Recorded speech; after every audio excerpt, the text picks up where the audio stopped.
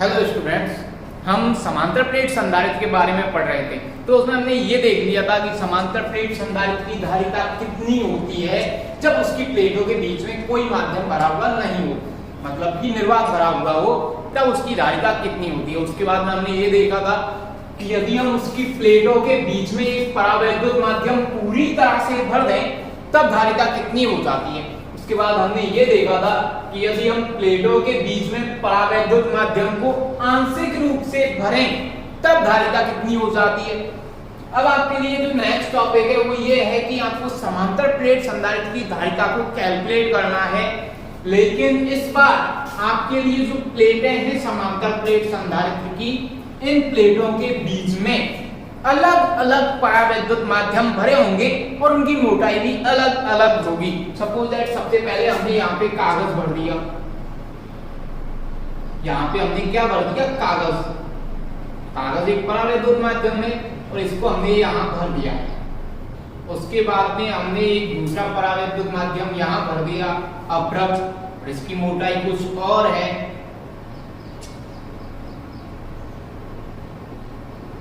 फिर हमने एक तीसरा परावैद्युत माध्यम भर दिया जिसकी मोटाई कुछ और होगी।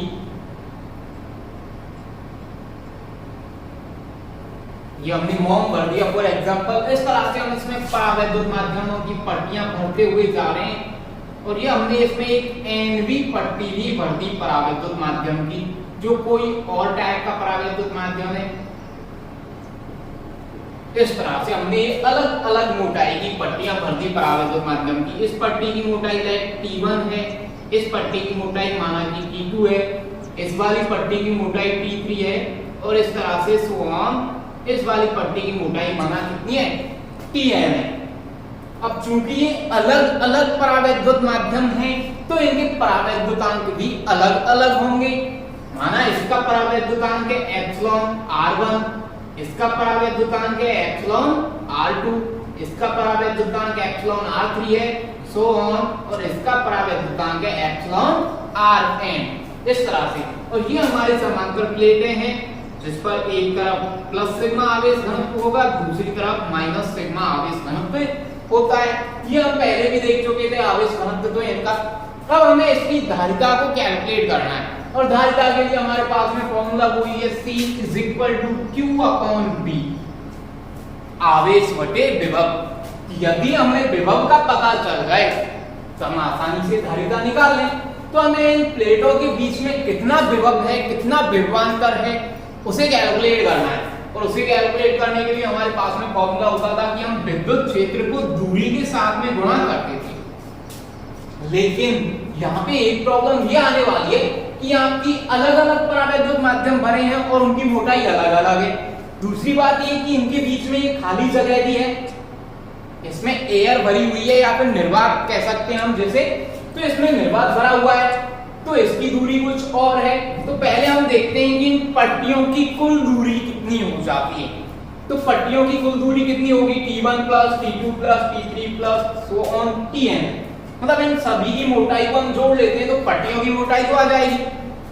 उसके बाद में जो बचा हुआ भाग होगा, यहां से और यहां तक दोनों प्लेटों के बीच की दूरी को हम किससे लिख रहे थे, D से। तो ये जो D में से T1 + T2 + T3 इस परावैद्युत माध्यमों की पट्टियों की दूरियों को निकाल गए तो बचा हुआ भाग निर्वात का बचेगा। तो अब निर्वात के लिए भी विद्युत क्षेत्र को कैलकुलेट करके विभव की गणना कर सकते हैं। तो अब हम देखते हैं इसमें कैलकुलेशन कैसे करते हैं। तो यहाँ पर हम क्या करते हैं, यहाँ हमने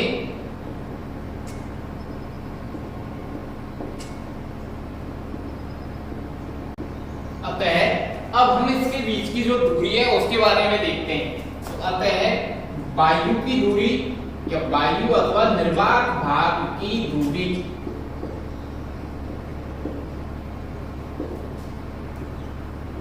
वो कितनी होगी, तो D - T1 + T2 + T3 so on plus Tn। इन सबको हम ऐड करते हैं और D में से इनको घटा देते हैं तो बची हुई दूरी किसके लिए बच जाती है, निर्वात के लिए। ये तो हमने दूरी की गणना की। और परावैद्युत माध्यम की दूरी क्या होगी, परावैद्युत माध्यमों की दूरी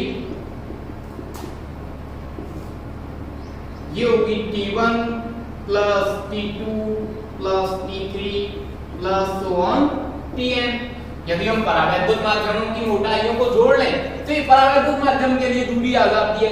अब हमें जो करनी है विभव की गणना, तो विभव की गणना करते हैं। अतः पट्टियों के मध्य विभवांतर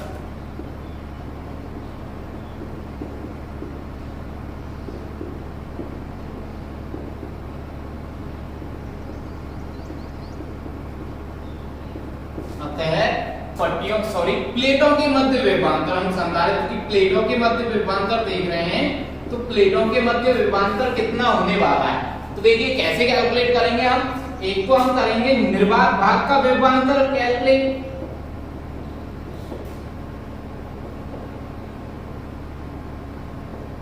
प्लस एक तो हम क्या करते हैं, जो बीच में स्पेस बचा हुआ है, निर्वात बचा हुआ है या वायु बची हुई है, इसके लिए विभव देख लेते हैं कि यहाँ पर विभव कितना है, यहाँ कितना है, यहाँ कितना है, इस तरह से यहाँ कितना है, इन सब के लिए विभव निकाल लेते हैं। प्लस इस पट्टी का विभव, प्लस इस पट्टी के लिए विभव, प्लस इस पट्टी के लिए विभव, इस तरह से हर एक परावैद्युत माध्यम की पट्टी के लिए अलग अलग विभव कैलकुलेट करेंगे और सभी विभवों को जोड़ देते हैं तो कुल विभव आ जाएगा इन प्लेटों के बीच में। तो हम क्या करेंगे, निर्वात भाग का विभव प्लस परावैद्युत माध्यम की पट्टियों का विभव, या पट्टियों के लिए विभव। तो हम कैसे कैलकुलेट करते थे विभव के लिए, विभव को हम ऐसे कैलकुलेट करते हैं, विद्युत क्षेत्र को हम दूरी से गुणा करने वाले हैं। तो निर्वात भाग के लिए विद्युत क्षेत्र किससे लिखते थे हम, तो उसे लिखते थे हम E0 से। हमने देखा था अभी जो लास्ट वीडियो हमने देखी थी उसमें कि निर्वात भाग के लिए प्लेटों के बीच में जो विभवांतर है उसे हम E0 से लेते हैं। E0 का मान होता था हमारे पास में E0 is equal to sigma upon epsilon naught. इस तरह से हम E0 की गणना करते थे। तो देखते हैं निर्वात भाग का विभव, तो E0 इनटू निर्वात भाग की दूरी, ऐसे ही तो करेंगे विद्युत क्षेत्र इनटू दूरी, लेकिन हम निर्वात भाग के लिए बात करें तो निर्वात भाग का विद्युत क्षेत्र इनटू निर्वात भाग की दूरी। तो निर्वात भाग के लिए दूरी कितनी है, ये रही into d minus T1 plus T2 plus T3 plus so on Tn। ये निर्वात भाग की दूरी आ जाती है हमारे पास में। प्लस परावैद्युत माध्यम की पट्टियों के लिए विभव, तो पहले परावैद्युत माध्यम के लिए देखते हैं विभव कितना होगा। पहले परावैद्युत माध्यम की दूरी है T1 और परावैद्युत माध्यम के लिए विद्युत क्षेत्र को हम कैसे लिखते थे, तो हमने ऐसे देखा था कि परावैद्युतांक epsilon r is equal to निर्वात में विद्युत क्षेत्र बटे माध्यम में विद्युत क्षेत्र। तो माध्यम में विद्युत क्षेत्र के लिए हम ऐसे निकालेंगे En is equal to E0 upon epsilon r। इस तरह से निकालते हैं माध्यम के लिए विद्युत क्षेत्र। तो पहले परावैद्युत माध्यम के लिए विद्युत क्षेत्र कितना होगा, तो En is equal to E0 upon epsilon r। परावैद्युतांक किसका, परावैद्युत माध्यम का। तो हम पहले परावैद्युत माध्यम की बात कर रहे हैं, तो पहले परावैद्युत माध्यम का परावैद्युतांक कितना है, एप्सिलॉन r1। तो E0 upon epsilon r1 into दूरी, दूरी कितनी है पहले परावैद्युत माध्यम की, तो पहले परावैद्युत माध्यम की दूरी है T1, तो T1 से मल्टीप्लाई कर दिया। प्लस अब हम दूसरी पट्टी के लिए विभव निकालेंगे, तो दूसरी पट्टी के लिए भी विभव वही फॉर्मूला, विद्युत क्षेत्र इनटू दूरी। तो दूसरी पट्टी के लिए विद्युत क्षेत्र कितना होगा, वही E0 अपॉन दूसरी पट्टी का परावैद्युतांक एप्सिलॉन r की जगह दूसरी पट्टी का परावैद्युतांक है एप्सिलॉन r2 इनटू दूसरी पट्टी की दूरी, और दूसरी पट्टी की दूरी कितनी है, T2। प्लस नेक्स्ट के लिए E0 upon epsilon r3 into T3 plus so on, और जो nवीं पट्टी है उसके लिए E0 upon epsilon rn into Tn। इस तरह से हम विभव की गणना कर लेते हैं। तो विभव आ गया, ये तो हमारे पास में B is equal to E0 सब में से कॉमन है, तो E0 को तो हमने कॉमन निकाल के रख दिया। अंदर बचता है हमारे पास में, यहां बचा D minus T1 plus T2 plus T3 plus so on Tn। और इधर क्या बचता है, इधर बचता है प्लस ई नॉट बाहर गया तो यहाँ बचा T1 upon epsilon R1 plus यहाँ पे बचता है T2 upon epsilon R2 plus so on, sorry एक और टर्म और है T3 upon epsilon R3 plus so on Tn upon epsilon Rn। इस तरह से हमारे पास में ये फॉर्मूला यहाँ से बन के आता है इसके लिए, विभव के लिए। अब हमें क्या कैलकुलेट करना था, हमें कैलकुलेट करनी थी धारिता। तो हम धारिता को कैसे कैलकुलेट करते हैं, Q अपॉन B।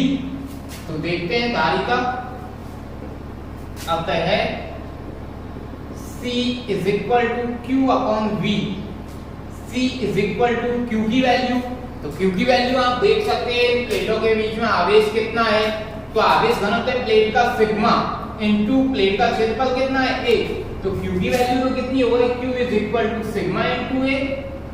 ये हम पहले भी देख चुके हैं कैसे निकालते हैं आवेश घनत्व से आवेश।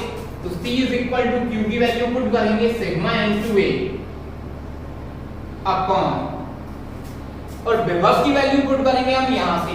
लेकिन E नॉट की वैल्यू क्या होती है, तो E नॉट की वैल्यू होती थी E naught is equal to sigma upon epsilon naught. ये वैल्यू पुट कर देते हैं, E नॉट की जगह क्या रखेंगे हम, sigma upon epsilon not into अंदर क्या बचता हमारे पास में, अंदर बचता है यहाँ पे D minus T1 plus T2 plus T3 plus so on plus Tn। ये हो गया। उसके बाद में क्या बच रहा है, ये वाला टर्म, तो इनको भी लिखेंगे plus T1 upon epsilon R1 plus T2 upon epsilon R2 plus T3 upon epsilon R3 plus so on Tn upon epsilon Rn। इस तरह से हम यहाँ पर विभव को लिख देते हैं। अब जो कैंसिल आउट हो रहा है उसे कैंसिल आउट कर लेते हैं, तो सिग्मा से sigma cancel out, epsilon not ऊपर जाके मल्टीप्लाई हो जाएगा, ऊपर हो गया a into epsilon not upon नीचे क्या बचा, नीचे बचता हमारे पास में d minus T1 plus T2 plus T3 plus so on plus Tn plus T1 upon epsilon R1 plus T2 upon epsilon R2 plus T3 upon epsilon R3 plus so on Tn upon epsilon Rn। इस तरह से हम धारिता की गणना करेंगे, इसके लिए जब आपके समांतर प्लेटों के बीच में अलग अलग परावैद्युत माध्यम भरे हुए हों। अब आप यहाँ से इस फॉर्मूले को यूज करके और आसानी से धारिता की गणना कर सकते हैं। और ये जो हमारा टॉपिक था समांतर प्लेट संधारित्र वाला, वो यहाँ पे खत्म हो जाता है। उसके बाद में अब हम गोलीय संधारित्र के बारे में पढ़ेंगे नेक्स्ट वीडियो में। तो यहाँ तक आपको ये नोट करना है, और आपको यदि इसमें कोई प्रॉब्लम हो तो वो आप हमें कमेंट करके बता सकते हैं। उसके लिए आपकी प्रॉब्लम क्लासेस लगाई जाती हैं। Thank you student.